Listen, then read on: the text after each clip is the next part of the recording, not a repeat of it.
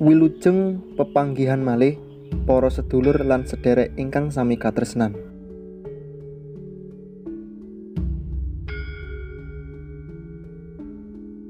Desa Perdikan adalah sebuah wilayah desa pada zaman dahulu yang bebas pajak kepada negara dan keraton. Desa diatur sendiri akan tetapi tidak boleh menyimpang dari peraturan keraton. Pada tahun 1912 di Indonesia ada 170 desa perdikan. Di Karisiden Madiun ada 19 desa perdikan. Dan di Kabupaten Ponorogo ada 9 desa perdikan. Kemudian setelah Indonesia merdeka, desa perdikan dihapus pada tahun 1946 dan menjadi desa biasa seperti desa yang lain.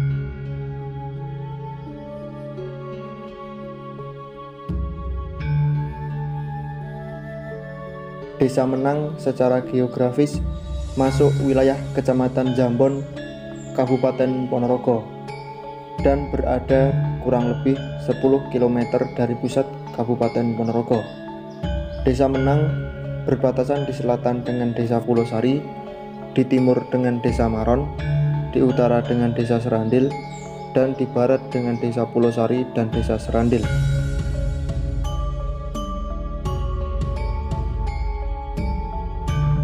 Desa Perdikan Menang adalah satu-satunya desa perdikan di Ponorogo yang tidak ditemukan makam penguasa atau makam bangsawan.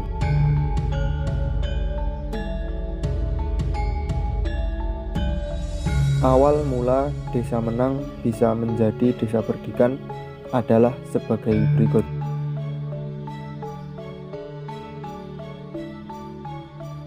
Pada tahun 1742 di Keraton Kartosuro terjadi pemberontakan yang dipimpin oleh Raden Mas Garendi atau Amangkurat V. Pemberontakan tersebut dibantu orang Tionghoa dari Semarang.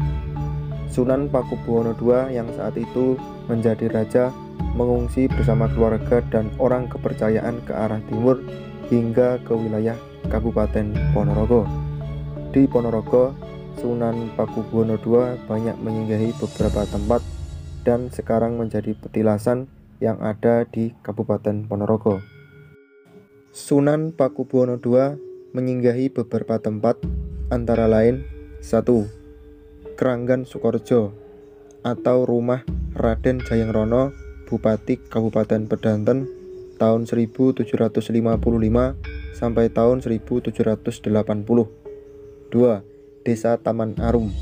Sunan Pakubuwono II bertapa di tempat tersebut dan sekarang bisa dilihat di samping makam Raden Tumenggung Wiryadiningrat. 3. Desa Tegalsari. Sunan Pakubuwono II sowan ke Kiai Ageng Muhammad Besari untuk meminta doa agar bisa merebut tahta keraton kembali. 4. Desa Sawo.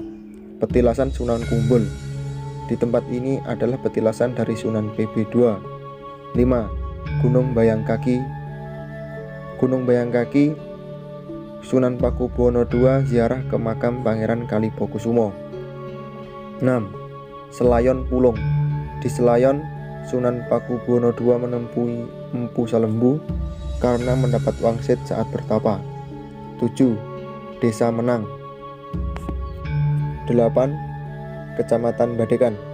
Saat sampai di daerah barat Ponorogo, Sunan Pakubuwono II merasa haus saat perjalanan dan mencoba meminta air ke warga sekitar.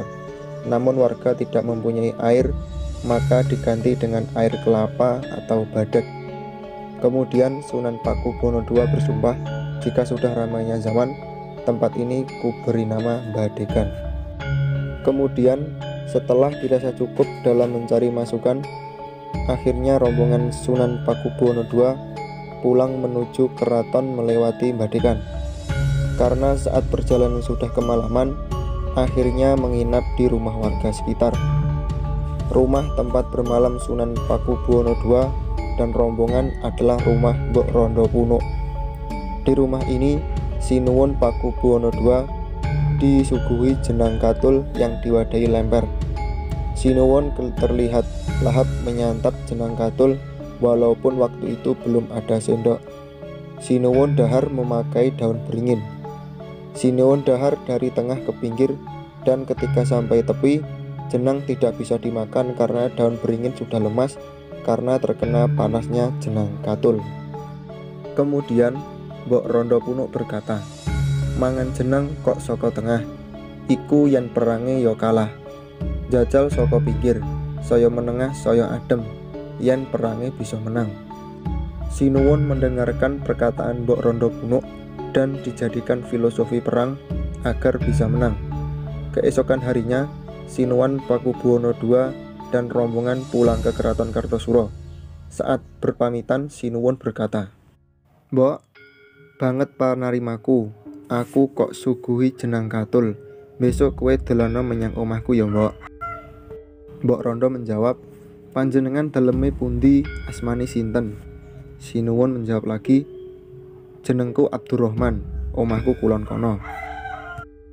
Mbok Rondo kemudian menjawab, "Yen ajeng madosi tengere nopo?" Sinuwun menjawab lagi, "Tengere latare ombo ana wite ringin."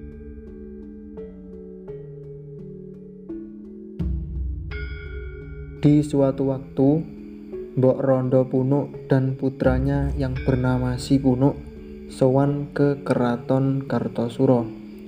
Betapa kagetnya mereka berdua setelah tahu bahwa yang pernah menginap adalah Sinuwun Sunan Pakubuwono II yang menjadi junjungannya.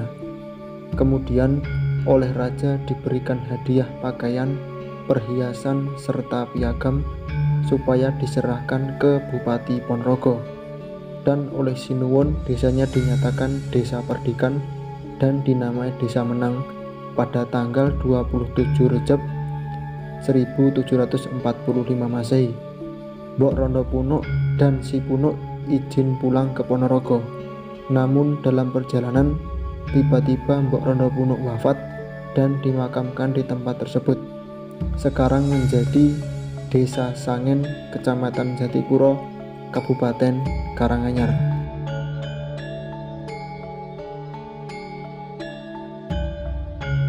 Untuk saat ini, yang menjadi punden dari Desa Menang adalah makam dari Ki Ageng Puno atau putra dari Mbok Rondo Puno. Menceritakan sejarah tidak mewariskan kebesaran, tetapi menceritakan sejarah mewariskan pelajaran. Syekh Sayyid Ramadan Al-Bauti.